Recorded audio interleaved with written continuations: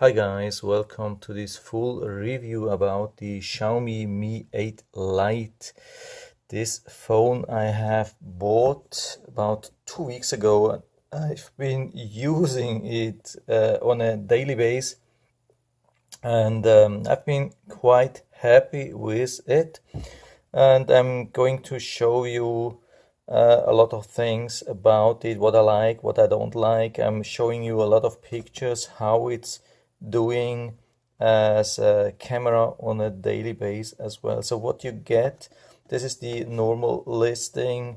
I think there are just two versions on Amazon in the US right now. The one with the 64 gigabyte storage and the one with the 128 gigabytes. So this is 64 gigabyte thing, but apart from that, it looks like it's absolutely the same. So what you get here, there is a case.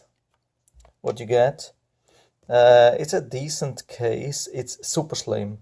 The camera at the end, it will be flat. There's no extra protection for the camera. And here on the front side, it's not overlapping the screen. So if you have a front facing drop, it could really hurt your screen. So I've decided to buy another case which is a little bit overlapping at the front and also with the camera. It's way thicker. So this is super slim. If you like stylish, you can go with the original one, or you can buy this. I will put down the link into the description to the phone, for the phone, and also for the accessories which I bought, which is basically the case and a screen protector. So regarding screen protector, I will tell you more later. These two cases are really good. They fit really good, no complaint about that. The phone itself doesn't come with a screen protector like other ones, so there is no protection. If you want the protection on the screen, you have to buy something, but it's available actually really cheap for about $6, $7, or $8. The problem is just to find something which really sticks. I have already tried one brand and it didn't work at all. So it produced a lot of bubbles. I've tried, it came with actually two sheets, and I've tried both of them and it didn't work. So I don't know if it's a problem with the phone or just with the screen protector. I will keep going and try till I find something, and I will definitely make a video about that. You can find the other video which shows which one is not working. So the good thing is, the bad thing is actually you don't get a headphone jack. You have to use the USB-C connector, but you get an adapter.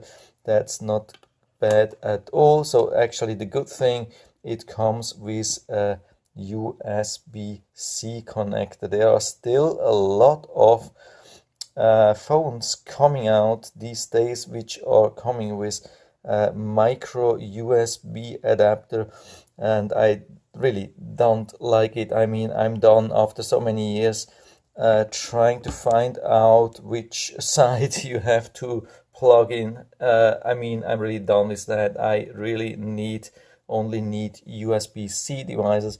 There's also the Xiaomi, I think that's the A2, which is really close to this thing, but it definitely does not come with the USB-C and not with fast charge. This has some kind of fast charge capability. It's not super fast, but it's okay, especially when we consider that the battery lasts almost forever.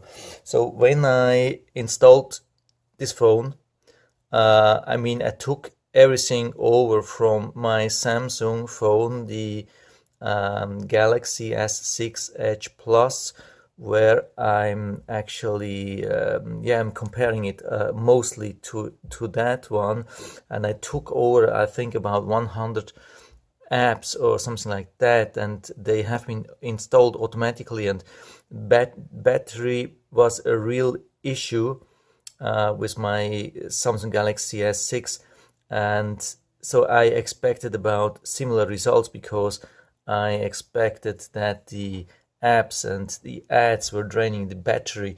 But on my first day, at the end of the day, at about 11 p.m., I got still 80%. And I mean, I didn't use the phone the whole day. I was a little bit texting, browsing in the internet, making pictures for about, I would say, about 2 hours. And the rest, it was idle, but it was always connected. And it was, I had set it up that it is pushing notifications if something comes. So the screen has been lit up a lot of times, and I still had 80% the first day. Now I've been installing even more things, more push notifications, more things, and now I'm about at 70% usually when I go to bed. So that's absolutely awesome. So actually, if I can go like this, it would last me at least for 3 days. With one charge. Of course, after some time, usually you need more power with everything you install or change in the settings, and so probably the over time the battery will drain more quickly, but it's not bad at all. So so here on the side we have my old Galaxy S6 Edge Plus, which has pretty much same size as you see, and also regarding this, so but the screen size, of course, here is way bigger because it has a 6.27 inch, and here it has I think it's 5.7, 5.8, because it has this frame here and here. But of course, when we turn it on, we will see that here we use, even when the screen is going till the button, we'll use some of the space usually for the soft buttons. And here, yeah, we cannot use everything, but at least some. So the screen size definitely is way bigger. And the thing is, which is really interesting, the thickness. I mean, the Galaxy was super slim. I mean, that was a $1,000 phone, and the the Xiaomi for only $200 or a little bit more than $200 is same thickness. So super slim, and actually quite lightweight.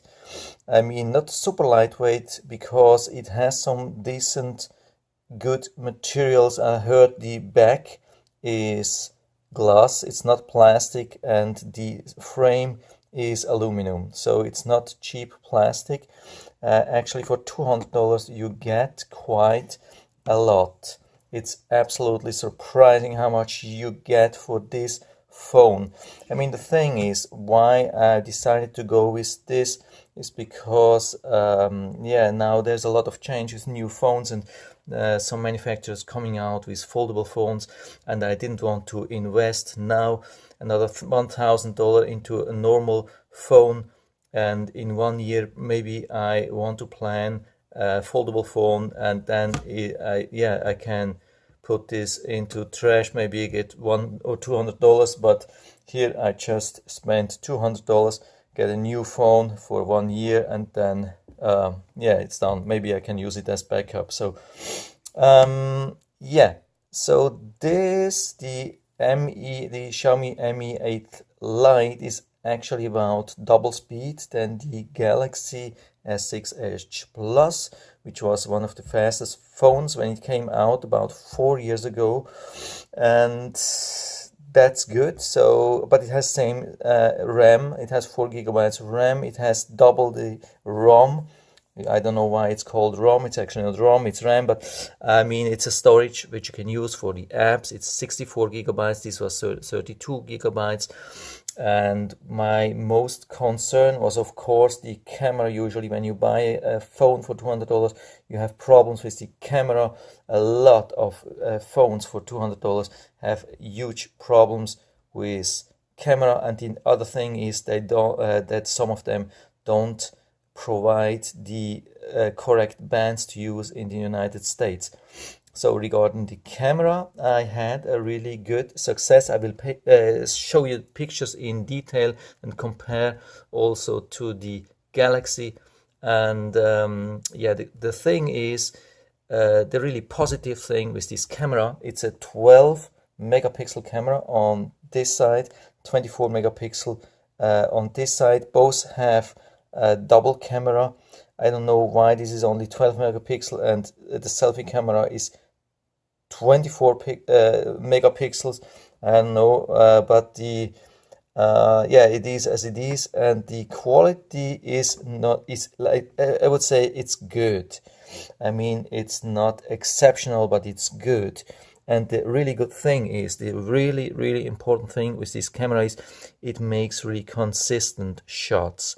So with a lot of cameras with $200 phones, you get really inconsistent shots. So from every scene you have to take 10 pictures and then select the best one and delete the rest.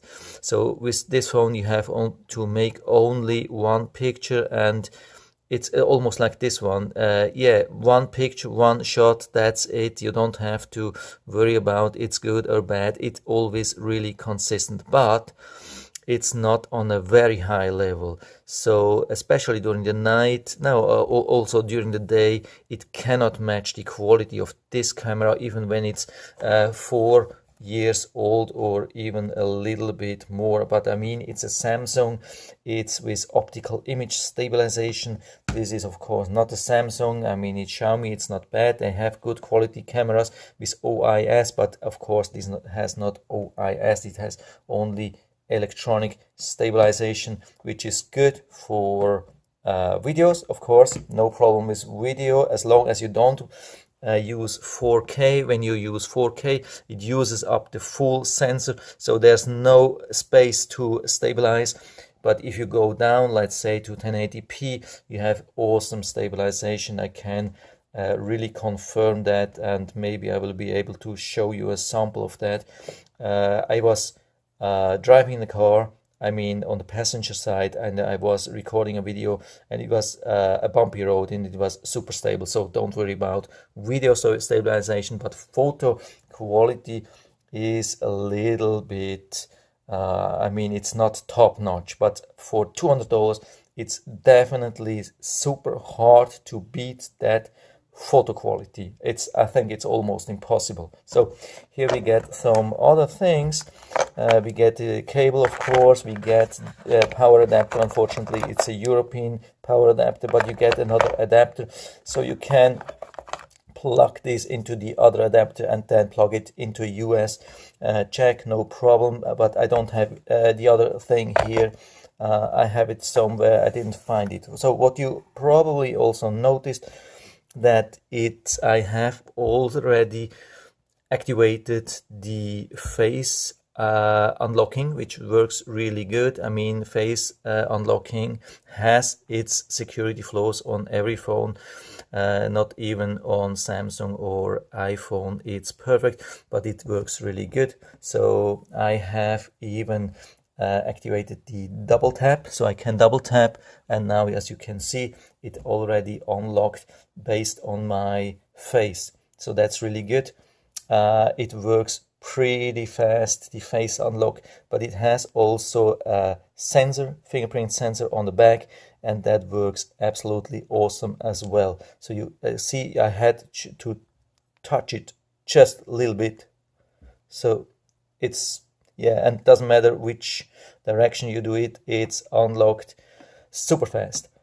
So what's also really good, it doesn't get hot. I mean, with the Samsung Galaxy, especially during the day when I had to put the screen on the brightest position, brightest level, so the phone got super hot. So I it has been almost impossible to touch the screen because it was so hot. I've tested this in the highest brightness level outside and it didn't get hot at all. I don't know why this problem is. Maybe it's the AMOLED here. I think we don't have an AMOLED. We have no OLED at all. It's LCD. But the brightness, I mean readability during the day in bright sun, I would say this is better than the Samsung. So that's actually good news. It has quite a good brightness. I mean, it's not top notch, but it's really, really good. Okay, so we got, there's a, I think it's called MIUI, I don't know, I can't remember that. It's the thing which Xiaomi puts in, that's their not the operating system, but the thing on top of that, like system settings and everything.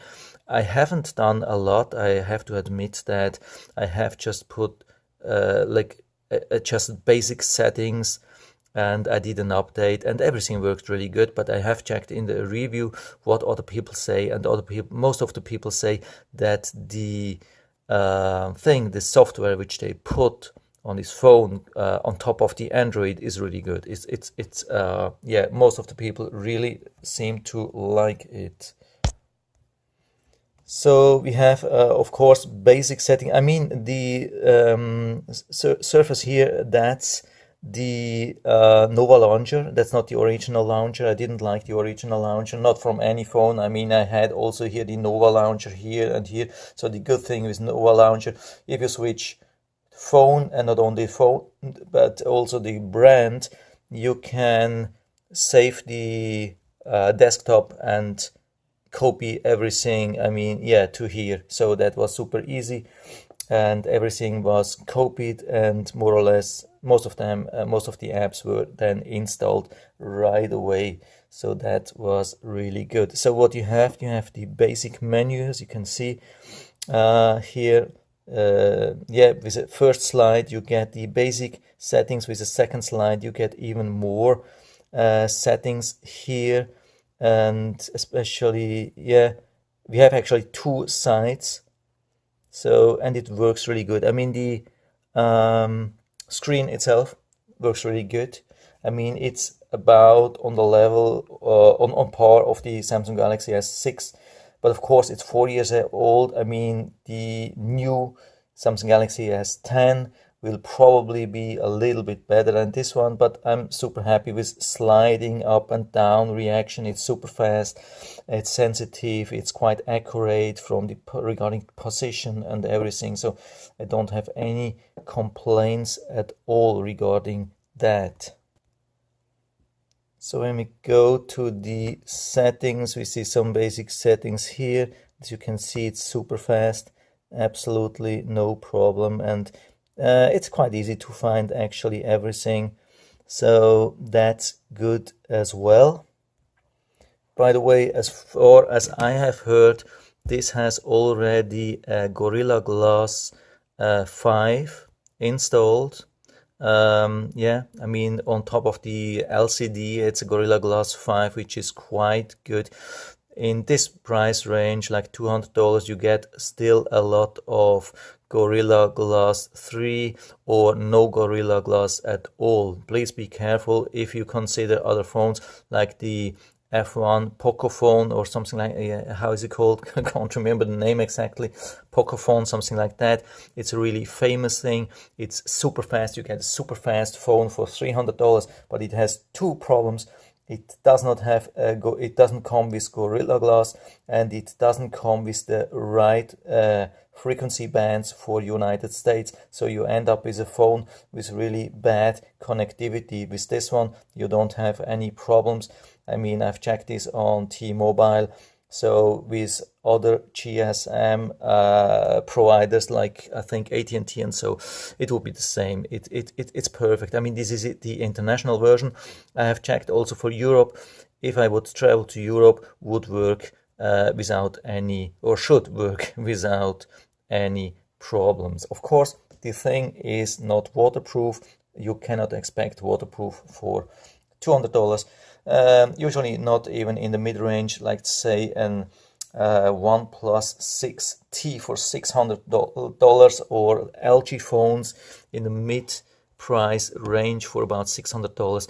They usually don't provide waterproof. Also Samsung, when you see the Samsung Galaxy the A9, the new one, it costs $500. It's not waterproof. And I think this one beats the photo quality of the Samsung A9 as far as I've been able to see, but that we'll check later on.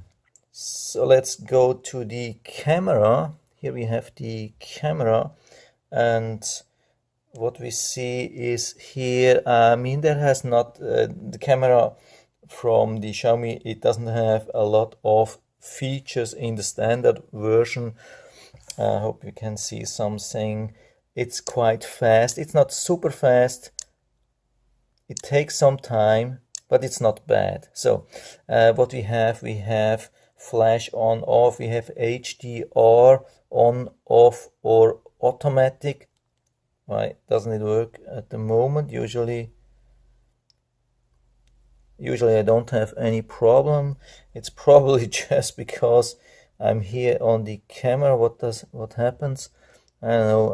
HDR on, off, or automatic. And yeah, here we have the flash. Here we have artificial intelligence.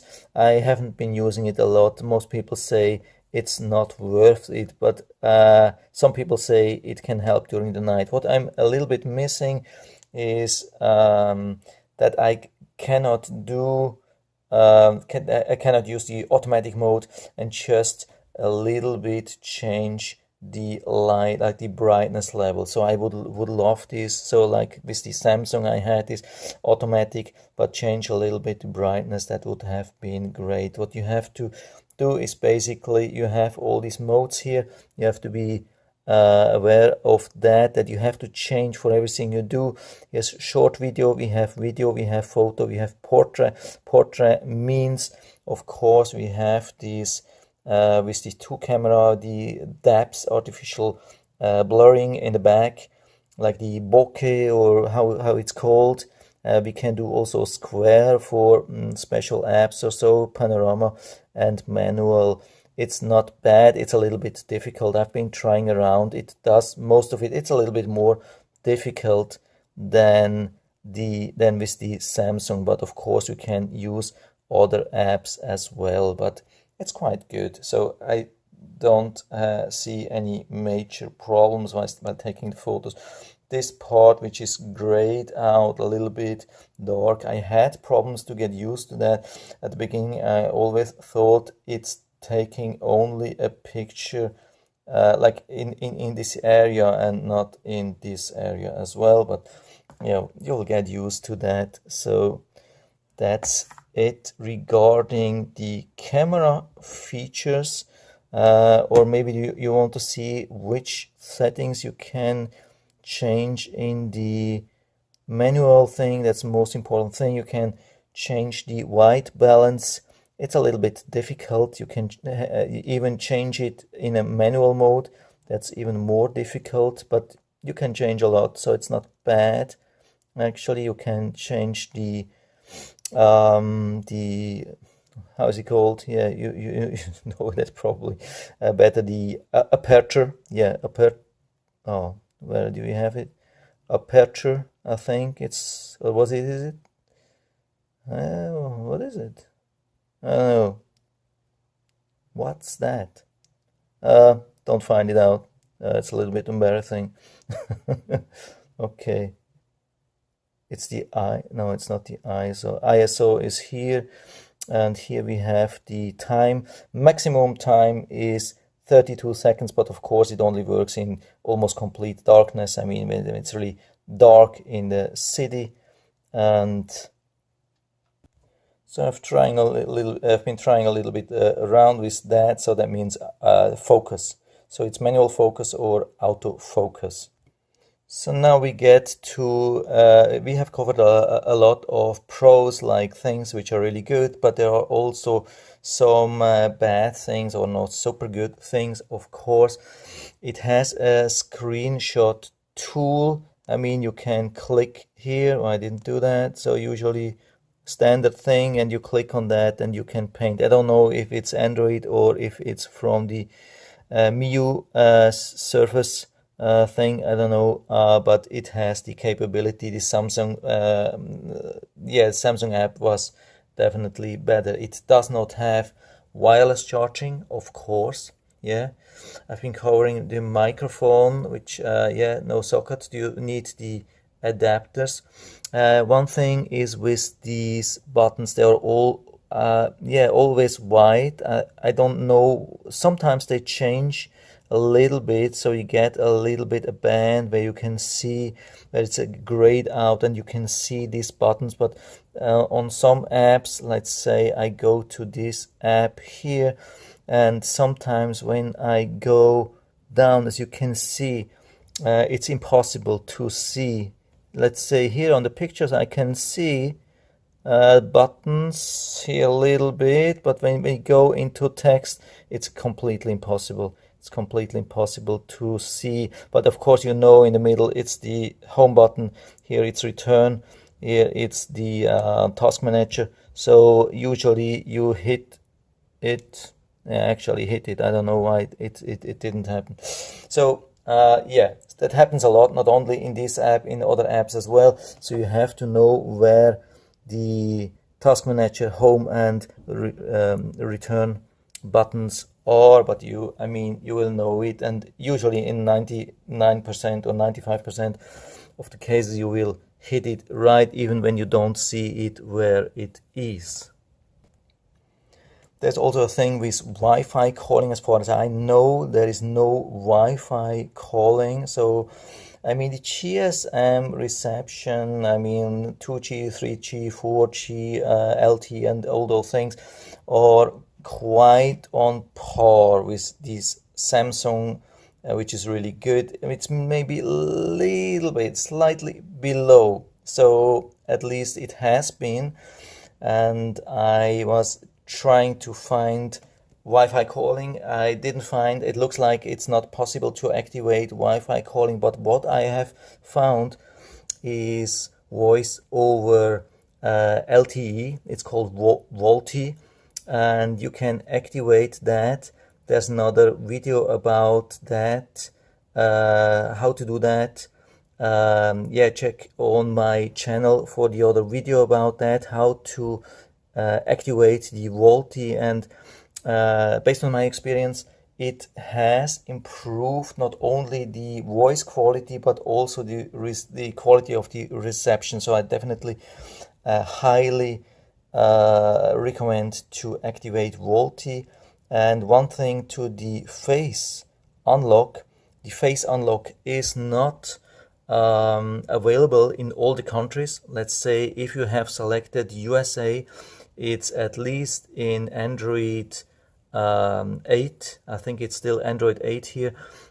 In this version, it's not, face unlock is not available for United States. What you have to do, you have to change to another country. I've changed the country settings on my phone to Singapore, and as far as I have seen, it didn't do anything else but then unlock the face detection. So it took just 1 second to change to the other country, and then the face detection automatically came available in the settings. So that's really good. I definitely recommend doing that. So regarding the buttons are only on the right side. Here we have the on off, and here we have the volume up, volume down. So with the Samsung, I liked a little bit more the power right and the volume on the left side with my left thumb. So I liked this style a little bit more, but I think I will get used to that as well. Oh yeah, and the last thing here before I come to the photo quality, here is the brightness. I mean, of course, I have been activated automatic brightness here, so you can activate or deactivate. So you can see it changes the brightness level. Oops. And yeah, I activate automatic. So the automatic thing works pretty good, but when you do automatic, it is really only based on the automatic mode. So in the Samsung, they built in something which means a relative auto brightness. So you have been able to adjust the automatic, the level of the automatic brightness. So if you like it a little bit brighter or less bright, so it would keep this like this level during all the settings, like inside, outside, darkness, full sun. If you like more, it was more during all the conditions. If it would like less bright, it was less bright during all the different situations. Here you don't have this. When you select automatic, it will do the automatic thing, what they think, what is good, automatic. That's something, usually it works pretty good. And yeah, then usually let's say when I'm outside, sometimes I end up putting it to the full brightness, which of course is super bright, but yeah, so at least it works. Okay. Yeah, maybe they change it in a new version. It looks like there's a new version planned and it's already rolled out in a lot of countries with the Android, I think it's 9 Oreo or whatever, and it will make a lot of things new. It will add some features to the camera. I heard it will improve the night shot, or there will be a night shot like in the Huawei phone. Yeah, the Huawei is a really special thing. There's a Huawei phone. Unfortunately I cannot remember the name of it. It's about same size, same speed, same quality regarding photo quality, but the really big disadvantage is that the Huawei and most of the Huawei's, they don't provide the frequency bands for US. So if you buy Huawei in United States, there's a huge risk that you cannot use 3G, 4G, LTE, and so on in the US with T-Mobile, AT&T, and so on. With this thing, there's no problem at all. I've been trying data, 4G, and so on. Yeah, on the road, no problem at all. It was super fast. So that's also a really important thing when you buy such a phone. Like the Pocophone F1, it does not have the right bands for the United States. With the Xiaomi Mi 8 Lite, it's no problem at all. Okay, so that's it regarding hardware. I'm not covering more about that. Of course, you have a lot of settings. You can deactivate the notch here, and there are other settings. I've been only using it for 2 weeks now, and of course there are a lot of things which I have not been covering now, but that's it. It's more than half an hour. I think it's enough for now, and now I will go to the pictures and show you some sample pictures, and then you will see how the photo quality is. So here we start with the first sample picture. I've been doing this inside. It's more or less my first picture. Yeah, it had been activated, the artificial intelligent dual camera, but I think it's about the best what you can get. But you can see when you go a little bit closer, it's quite blurred, and especially please check this side here. There's almost nothing to see when we go to the same shot with the Samsung Galaxy S6H Samsung Galaxy S6H Plus. Then you can see here, especially on the side, it's way better. Also here, I mean, most of the things are definitely better. Maybe there's a way to improve this a little bit. Maybe with the night shot it will be a little bit better, but yeah, at the end it definitely will yeah, at the end there will be still a difference also on the right side. Here we have the Xiaomi on the right side, not same thing definitely. I mean, the white balance is better than with the Samsung.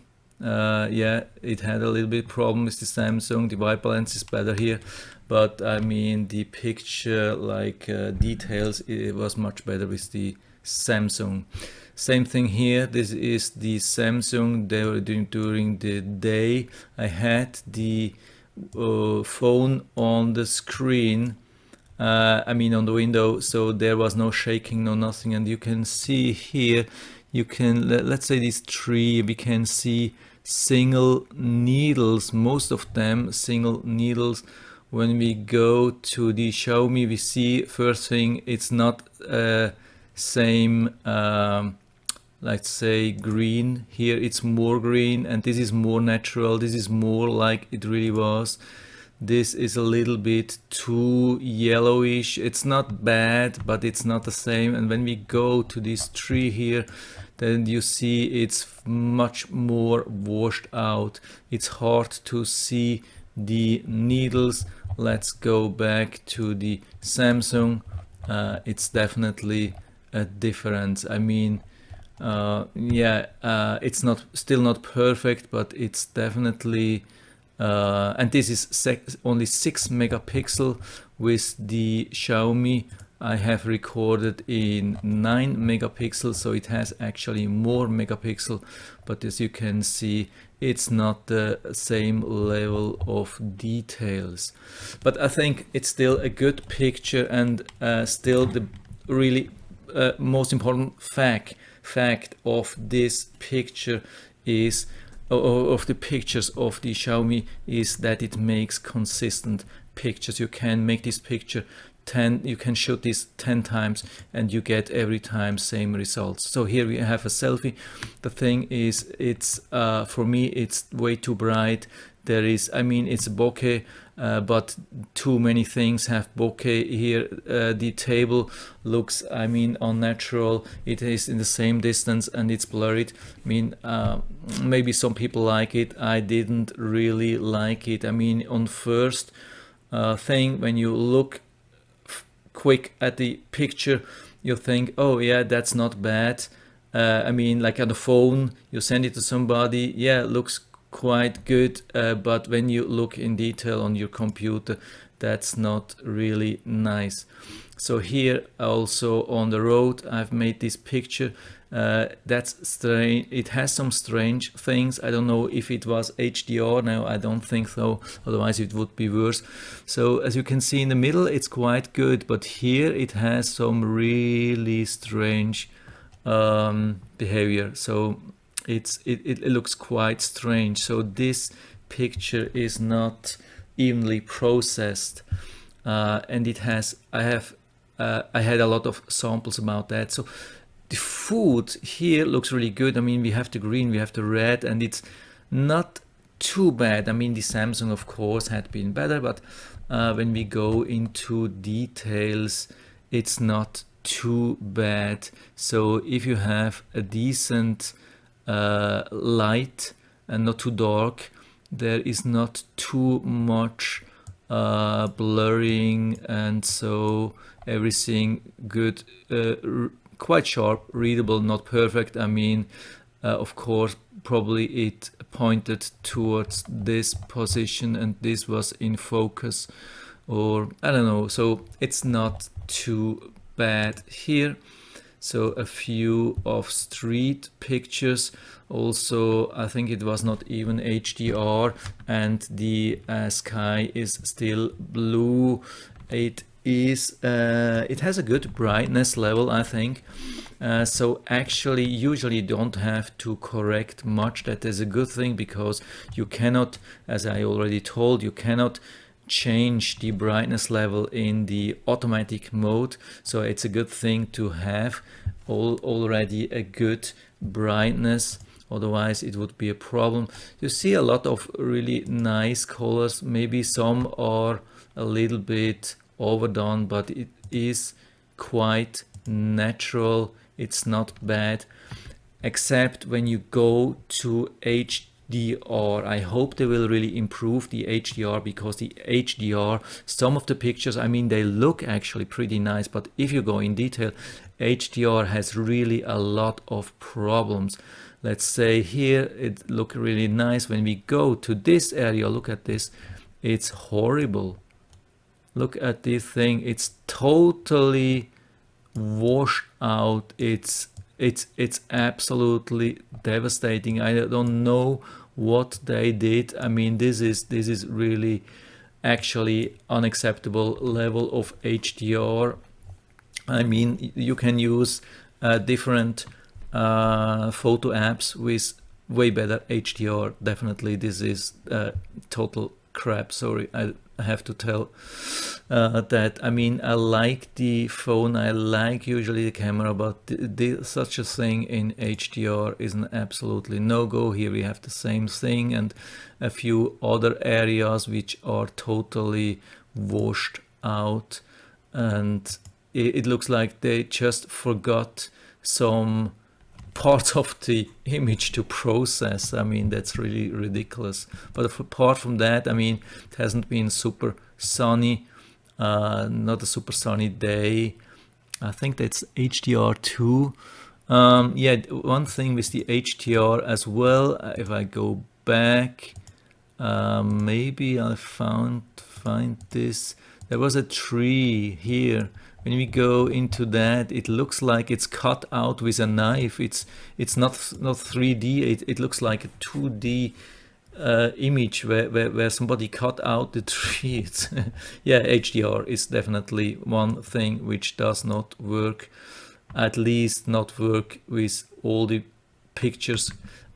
If you do HDR, I would definitely recommend to make a normal picture of every scene as well, otherwise you can almost end up in a total loss. Apart from that, some really decent pictures. I mean, of course, when you zoom in, and here I make a crop of zooming, I mean electronic zooming in, then it's too much. So this is a selfie, and again, for me, way too bright. I don't understand what they are doing. I hope they will improve that. I have been doing some selfies inside. They have been way better, but outside selfie seems to be way too bright. So here also a decent picture. Also again with the food, and here comes some quite surprisingly good pictures. That was in Charleston, and we have been on a like ghost tour, or I can't remember the name of that. It's in a old prison, and spooky. It's supposed to be a spooky house, and we have been able to, I mean, the whole thing was in almost absolute darkness, but we have been told that we can use the flash, and sometimes on the pictures we can see strange things. I haven't checked the internet. Yeah, maybe I will find some scary things. At least I didn't do that before doing this ghost tour, because otherwise I hadn't done this tour. I think there are really strange things going on. Yeah, anyway, we have been able to use the flash, or to make pictures with flash or without flash. I did them with flash, and this was actually complete darkness, and it was quite a long distance. I mean, that was about 30 feet or something like that into the corner from my position, and it was really good quality. I mean, not super quality, but it was still everything to see, and really good. I didn't expect something like this from a $200 camera phone to see everything well inside. Look at this. This is really well lit. I mean, of course, there are artifacts and some grains and whatever, but everything is really good visible, and that's only from the built-in flash, and that's quite a distance. That's at least 30 feet. That's definitely 30 feet or even more. And in absolute darkness, sometimes I had to really rush. I didn't have the time to hold my phone still, so probably I had been able to make better pictures than this. Yeah, I was really surprised about that. So outside, beach, yeah, no problem at all. Really decent shots, of course. Here was a full crop, I mean electronic zoom, yeah, just to test, but of course it's too much, especially without optical image stabilization. Here's a selfie inside. It's still not perfect, but it's way better. With selfies you have to be really careful that you don't have too much light, otherwise it will be definitely too bright. Here the same selfie with bokeh effect. Yeah, obviously seemed to work, the t-shirt and my face, everything sharp. Yeah, so actually that's it for now. I think I'm close to 1 hour. That's definitely enough for a full review of the Xiaomi Mi 8 Lite. I hope I've been covering most of it to help you a little bit with that. If you have any questions or comments, don't hesitate and write everything into the feedback section.